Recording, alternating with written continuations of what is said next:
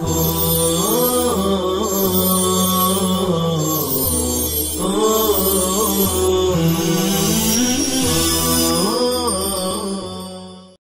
اللہ الرحمن الرحیم نحمدہ ونصلی علی رسولہ الکریم اما بعد۔ برادران اسلام، نیتوں کا بیان شروع ہے۔ آج نیت مشروع ہونے کی وجوہات ذکر کی جائے گی۔ نیت کیوں مشروع ہوئی ہے؟ نیت کے مشروع ہونے کی کئی ساری وجوہات ہے، من جملہ ان میں پہلی وجہ، نیت مشروع ہونے کی پہلی وجہ یہ ہے کہ عادت اور عبادت میں فرق کیا جا سکے۔ عادت پر مبنی عمل کا کوئی اجر و ثواب نہیں ہے،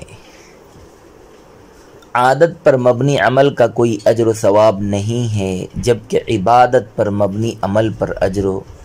ثواب حاصل ہونے والا ہے۔ لہذا جو شخص کھانے پینے اور جماع وغیرہ سے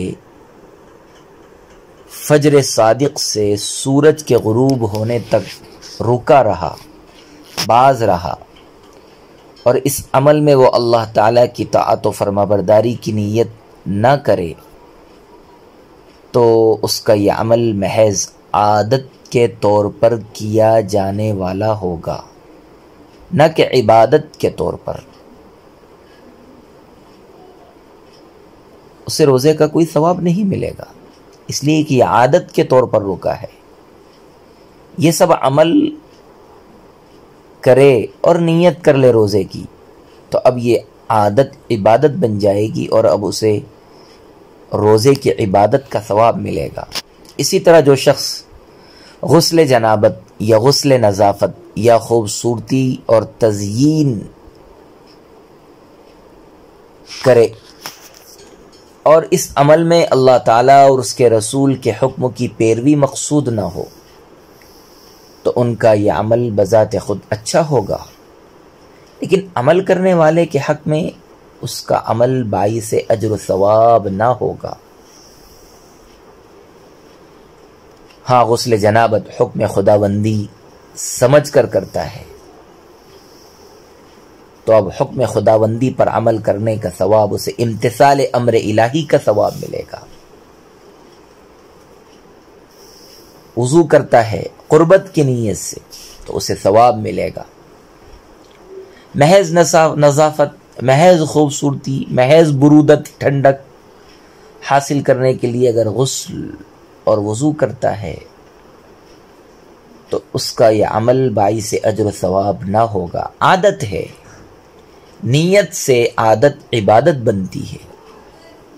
اس کے بالکل برعکس کوئی شخص اپنے عمل عادی، عادت کے طور پر کیے جانے والا عمل عادی کو انجام دیتے ہوئے اللہ تعالیٰ سے تقرب،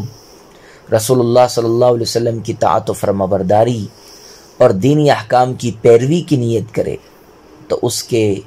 دن بھر کا ہر عمل خالص عبادت ہو جائے گا۔ اور اللہ تعالیٰ کے قول کی یہی تفسیر ہے، وَمَا خَلَقْتُ الْجِنَّ وَالْإِنسَ إِلَّا لِيَعْبُدُونِ، میں نے جنات اور انسانوں کو محض اس لیے پیدا کیا ہے کہ وہ صرف میری عبادت کرے۔ اس بات کا یہاں یہ مقصود نہیں ہے کہ عمل عادی، عادت کے طور پر کیے جانے والے عمل کو روزہ، نماز وغیرہ جیسی عبادات سے جوڑا جائے، بلکہ مقصود یہ ہے کہ ہر عمل عادی میں، عبادت کے طور پر کیے جانے والے ہر عمل میں اللہ تعالیٰ کی قربت کی نیت کر لی جائے، تاکہ اس نیت کے ذریعے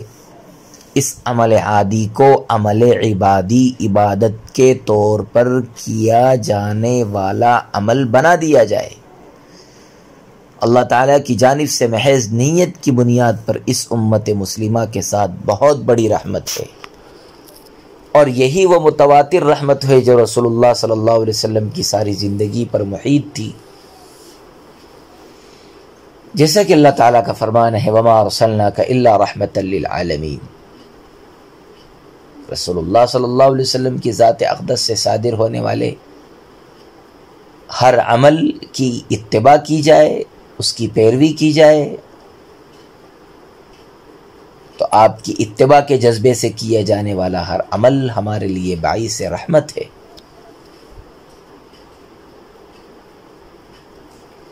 حضرت عبداللہ بن عباس رضی اللہ عنہ سے روایت ہے کہ رسول اللہ صلی اللہ علیہ وسلم نے ایک حدیث قدسی میں فرمایا،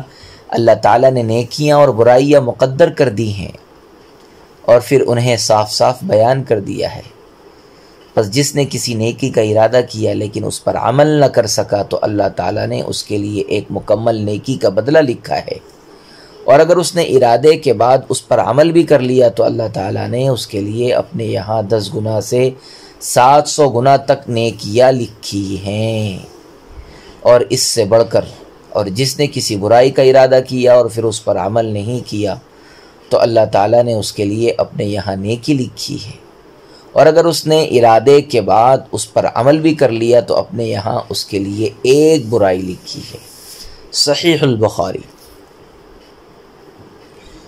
اللہ سبحانہ و تعالیٰ کی رحمت کا اندازہ کیجئے کہ نیکی کے ارادے اور نیت پر ایک نیکی لکھ دی جاتی ہے، کیونکہ محض عمل نیت پر عامل کو اجر و ثواب ملتا ہے، اور اس پر عمل کرنے کی صورت میں اجر و ثواب میں اضافہ در اضافہ ہو جاتا ہے۔ دوسری جانب برائی کے ارادے پر کوئی گناہ لکھا نہیں جاتا، تو یہ اللہ تعالیٰ کی عظیم رحمت کی دلیل ہے، اور جب آدمی برائی کا ارتکاب نہیں کرتا تو محض برائی سے خود کو محفوظ رکھنے کی بنا پر اس کے حق میں ایک نیکی لکھ دی جاتی ہے۔ سبحان اللہ، اللہ تعالیٰ کی ذات بے پناہ رحیم و کریم ہے، کیونکہ کسی برے فعل کے ارادے کو روبہ عمل نہ لانا بھی ایک عمل ہے، اور بندے کو اس کے ہر عمل کا ثواب دیا جاتا ہے۔ محض نیت کرنے کے دور رس اثرات و نتائج کا ذرا اندازہ لگائیے کہ کس قدر اجر و ثواب اور مراتب حاصل ہو رہے ہیں۔ ایک بندہ مومن اللہ تعالیٰ کی رحمت میں کس قدر ڈوبا جا رہا ہے۔ کبھی کوئی شخص محض سیر و تفریح کی غرض سے سفر کرتا ہے،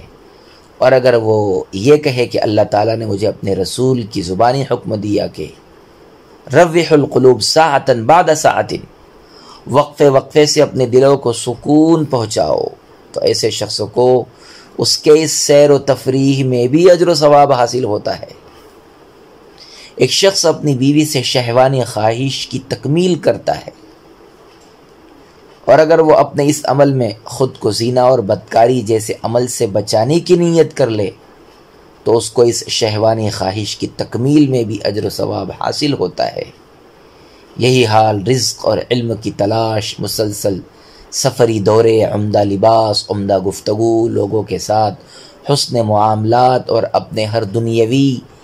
عادت کے طور پر کیے جانے والے کاموں کا ہے۔ بس اوقات لوگ اپنے کسی فن کا مظاہرہ کرتے ہیں، اور یہی عمل ایک مسلمان اللہ تعالیٰ اور اس کے رسول کے احکام کی پیروی کے طور پر کرتا ہے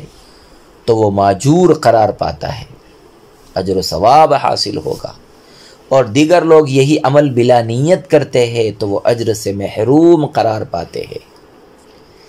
دوسری وجہ،